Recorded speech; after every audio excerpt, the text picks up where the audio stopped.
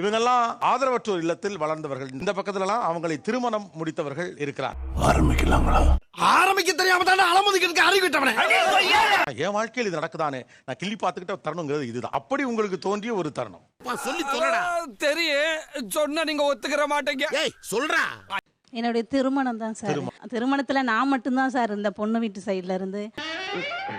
ஏன் இல்லப்பா எதுவும் பிரச்சனையா? கடைசி வரைக்கும் நமக்கு யாருமே இல்லை, நமக்கு யாரு கல்யாணம் பண்ணி வைப்பா, நமக்கு இதெல்லாம் நம்ம லைஃப்ல நடக்குமா அப்படின்னு நினைச்சிட்டு இருந்தேன்.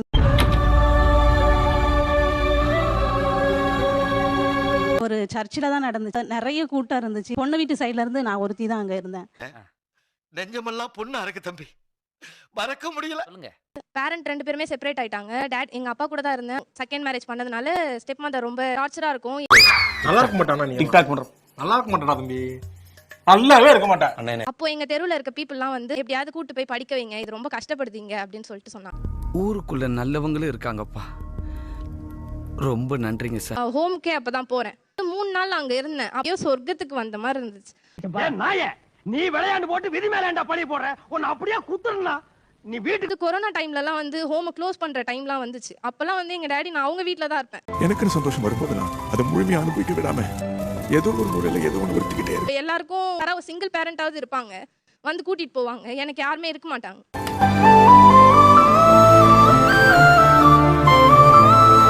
இப்ப கல்யாணத்துக்கு அப்புறமும் அம்மா வீட்டு சைடு என்ன பண்ணுவாங்களோ இது எல்லாமே அவங்க தான் பண்ணாங்க. ஒன்னு நினைக்கும் போது என்னால முடியலடா. என்னாலையும் படிச்சிட்டு இருக்கும் போது தான் எங்க ஹஸ்பண்டும் அவங்க வந்தாங்க. சந்தோஷமும் மேரேஜ்ன்ற விஷயத்துல இருக்குன்றதே வந்து இவங்க கிடைச்சதுனால தான் தெரியும்.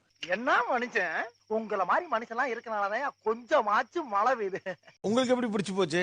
ஆனா இவங்களுக்கு பாத்தீங்கன்னா கேட்பேன், யாரும் வர மாட்டாங்க, எங்கேயும் போக மாட்டேன் அப்படின்ற மாதிரி சொல்லியிருந்தாங்க. கஷ்டப்படுறாங்க, நம்ம அவங்கள லைஃப்ல சந்தோஷமா வச்சுக்கணும் அப்படின்ற மாதிரி நான் டிசைட் பண்ணேன். சிறப்பான ஆள் நீ. என்ன மனுஷன் இவங்கள்ட்ட சொல்லலாம்னு நினைக்கும் போது இவங்களே என்கிட்ட கேட்டுட்டாங்க. அப்பாடா அப்படின்ட்டு இருந்தது.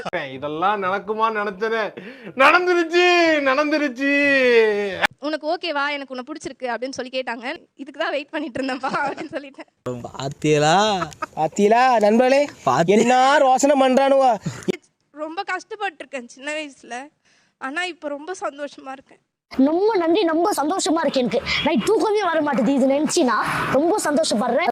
வீடு நாங்க 2 பேரும் இருக்கிற வீடு, அதுதான் என்னோட பெரிய சந்தோஷம். ஏன்னா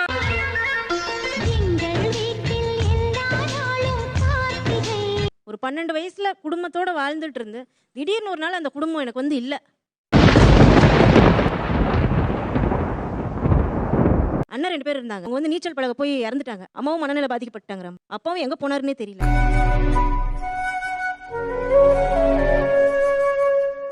ஒரு வயிறு ரொம்ப சோறு கூட சாப்பிட முடியாத ஒரு சூழ்நிலை எனக்கு இருந்தது. அப்ப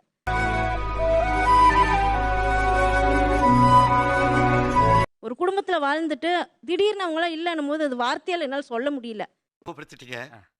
நெஞ்சமெல்லாம் பொண்ணு அறக்கு தம்பி, மறக்க முடியல. என் குடும்பத்தை நான் இழந்திருந்தாலும் இன்னைக்கு நான் ஒரு குடும்பத்தை வந்து உருவாக்கி இருக்கிறேன். ரொம்ப நன்றி, ரொம்ப சந்தோஷமா இருக்கு. எனக்கு நைட் தூக்கமே வர மாட்டேது இது நினைச்சினா. ரொம்ப சந்தோஷப்படுறேன். ஏன் இந்த பொண்ணை தான் கட்டணும்னு நினைச்சீங்க? நமக்கு பார்த்தோன்னே பிடிச்சிருந்துச்சுங்க. பிடிச்சு போச்சு. பயப்பிடிச்சிட்டான். எல்லாம் டெக்னாலஜி. அது கல்யாணம் முடிச்ச ஒரு 1.5 மாசத்துல ஹஸ்பண்ட் ஆக்சிடென்ட்ல இறந்துட்டாங்க.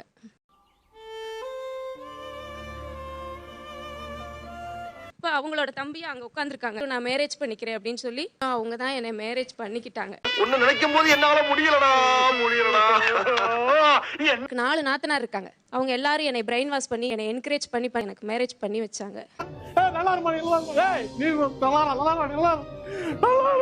பேசும்போது கூட வாங்க போங்க தான் சொல்றீங்க. எப்பயுமே அவங்கள வாங்க போங்கன்னு தான் சார் கூப்பிடுவேன். பாத்தீங்களா நண்பர்களே, என்ன ரோசனை பண்றானுவா. ஆனாலும் என்னோட மாமியா வந்து என்னை நீ கவலைப்படாதம்மா, நான் இருக்கேன், உனக்கு குழந்தை பிறக்கும், அதை நான் தூக்கி நான் வளர்ப்பேன். Good, very good, good character. அப்படி இல்லாட்டி போயிட்டு போது விடு, நிலம் இருக்குதுல, சாகந்தட்டி இருந்து வித்து சாப்பிட்டுட்டு போங்க. என்ன மனுஷன் உங்கள மாதிரி மனுஷன்லாம் இருக்கனாலதான் கொஞ்சமாச்சும் மழை பெய்யுது. இந்த பரிசை நீயானால கொடுத்தாங்கன்னு சண்முகம் அம்மாளு கொடுங்க. அட பாவி, ஆளை பார்த்தா டம்மி பீஸா இருக்க, பயங்கரமான ஆளா இருக்கேடா. நண்பர்களுங்க, சின்ன சேனலுக்கு எதாக இருந்தாலும் அது கொஞ்சம் ஆதரவு கொடுங்க. உங்கள் பொண்ணான கையை கொண்டு அந்த பெல்லில் தட்டிடுங்க. அவங்களுக்கு சப்ஸ்கிரைபர் 5-10 ஏறுனா அவங்க மனசு சந்தோஷப்படும். அவங்க வீடியோவும் பாருங்கள். சில நண்பர்களே நான் எவ்வளோ கஷ்டம் வீடியோ போடுறீங்க, நான் காரணம் கிடையாது. நான் என்னுடைய யூடியூப் சேனலை பாருங்கள். எல்லாத்துக்குமே நான் ஆதரவு கொடுத்து சப்ஸ்கிரைப் பண்ணிட்டு தான் வச்சுருக்கேன். ரைட்டு படி.